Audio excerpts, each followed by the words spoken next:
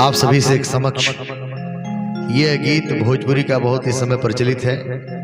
एक पत्नी है अपने पति से कहती है कि जब पैसा नहीं था तो आपने मेरे लिए सोना क्यों गढ़ाया। गीत के भाव हैं, सुनिएगा। राह चलीला टोकेला सुनार सैया जी, राह चलीला टोकेला सुनार सैया जी, काहे नथिया गढ़वला उधार सैया जी।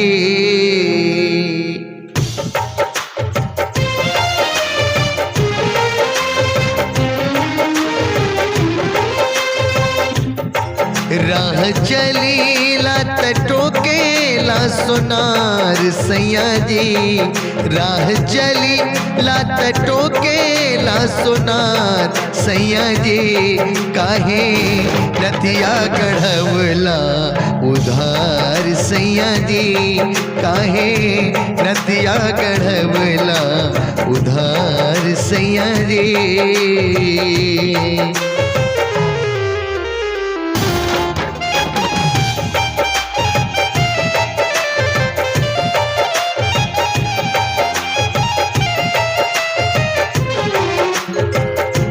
और कैसे कहा दिया, चली चाहे रहिया धके चली चाहे गोली, कहेला कि हेने आवा कली, जदि करत हो हमरा से प्यार सैया जी, जदि करत हो हमरा से प्यार सैया जी, जाके अब ये चुकाता उधार सैया जी, जाके अब ये चुकाता उधार सैया जी।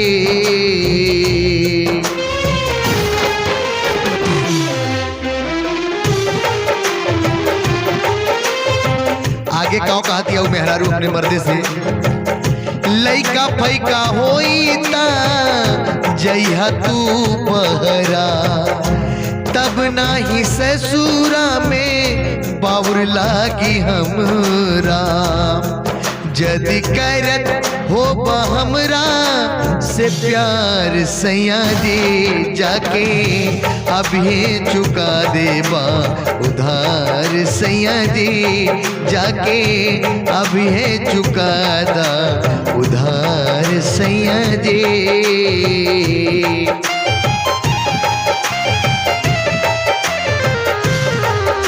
एक लाइन याद आ गई, ऐसन सोच ले रही वैसन धनिया मोर पड़ी, सावर न गोर पड़ी हो।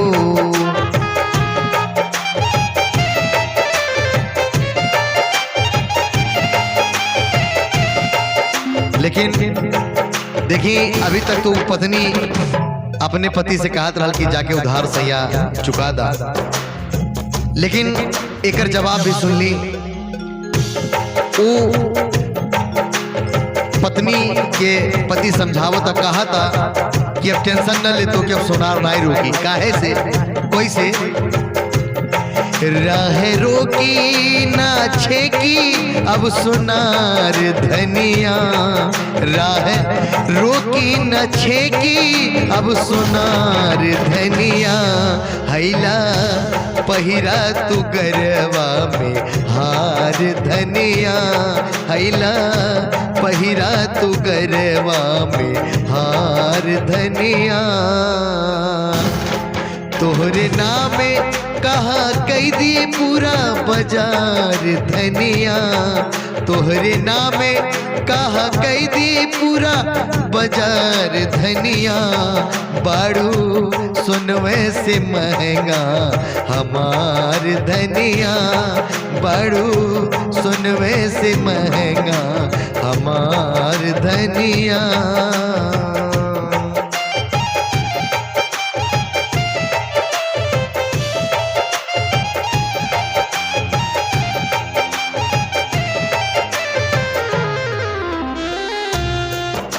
लेकिन पत्नी से अपने पति जौन बा कहा था, कैसे कहा था बाबू?